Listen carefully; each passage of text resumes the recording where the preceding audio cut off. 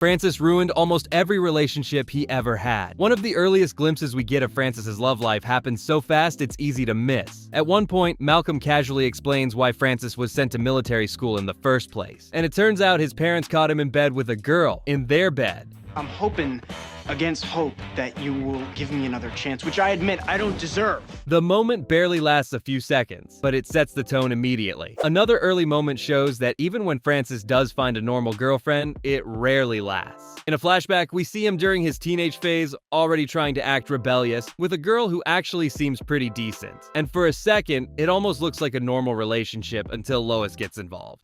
Look at that little pee-pee! Oh, Francis, I forgot how tiny you are! She starts bringing up old photos, embarrassing stories, and things Francis would clearly rather keep hidden. And just like that, the entire situation turns uncomfortable.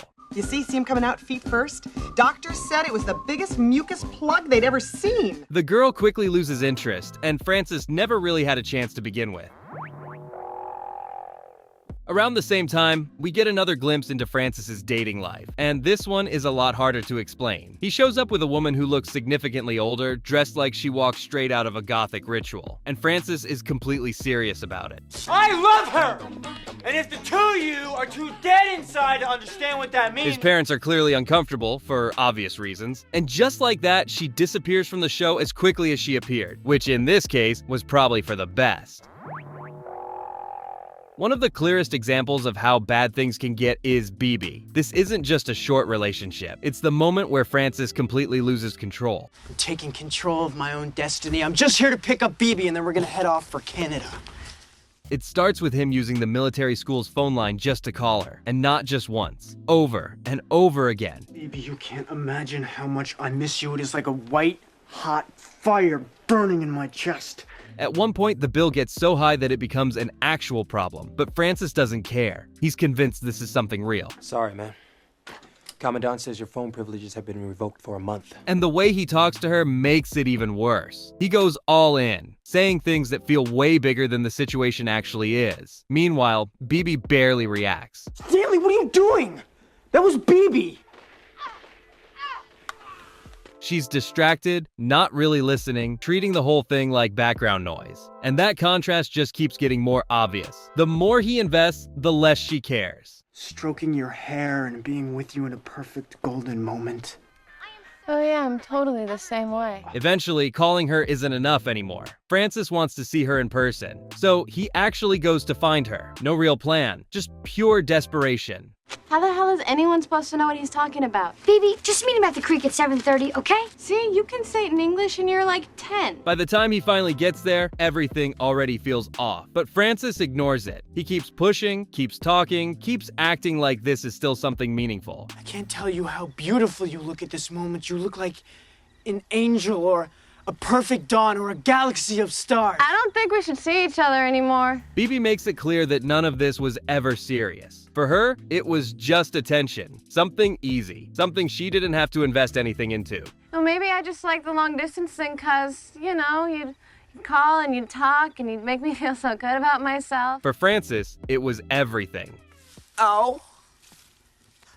Ow. Ow! And just like that, it's over. He did all of this for someone who never cared in the first place. Not every relationship Francis has takes time to fall apart. Some of them collapse almost immediately. Jody is one of the fastest examples. You're smothering me. I need space. Oh, you'll get your space. We're through. They meet at a school event, and within seconds, Francis is already all in. There's no build-up, no hesitation. It just goes from nothing to a full relationship instantly. You know what's so great about our relationship?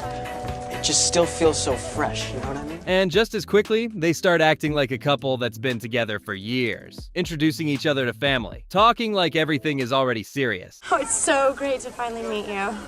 Francis talks about you all the time. But it doesn't take long for things to turn. Almost immediately, they start arguing, getting jealous, demanding attention from each other. God, would you quit nagging me? Well, maybe if you paid a little more attention to me. More attention? And the whole thing becomes intense in the worst possible way. Way too fast, way too much. You'll get your space. We're through. Fine by me. At one point, it completely falls apart. They break up just as quickly as they got together. And here's your gum. And even that doesn't last, because not long after, they run into each other again, and suddenly it's like nothing ever happened. Hey. Hi. So, how you been? The entire relationship barely lasts a few hours, but somehow it still manages to be completely exhausting.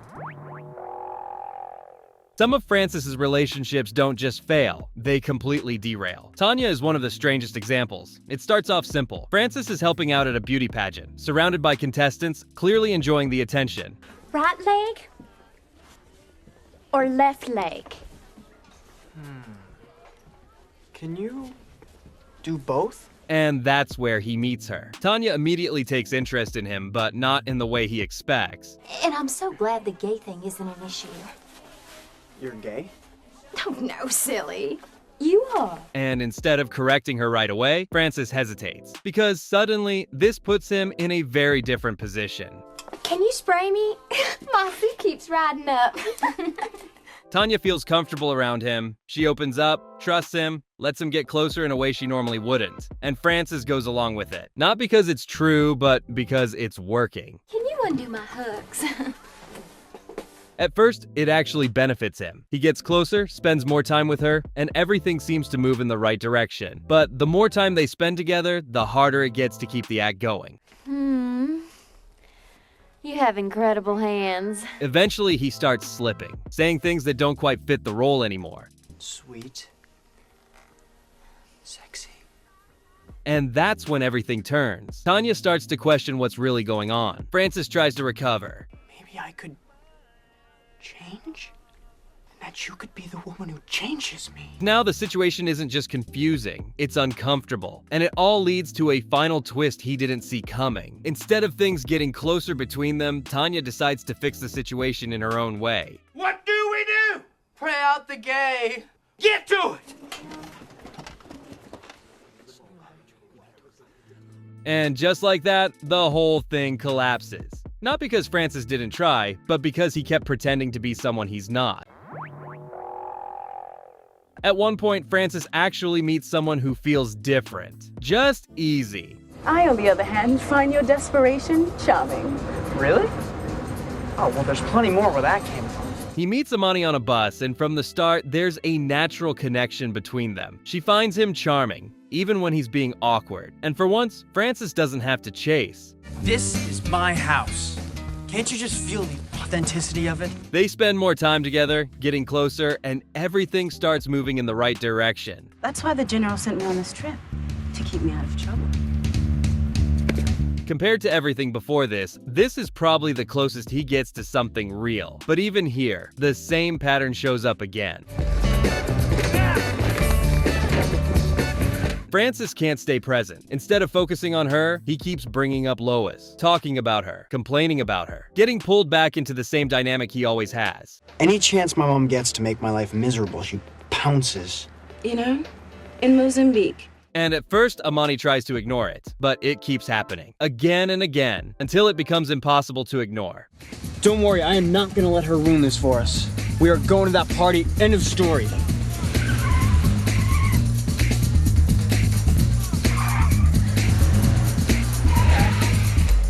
She calls him out for it, and in that moment, it becomes clear what the problem really is. It's him. Even when things are finally going right, he finds a way to ruin it. I gotta go.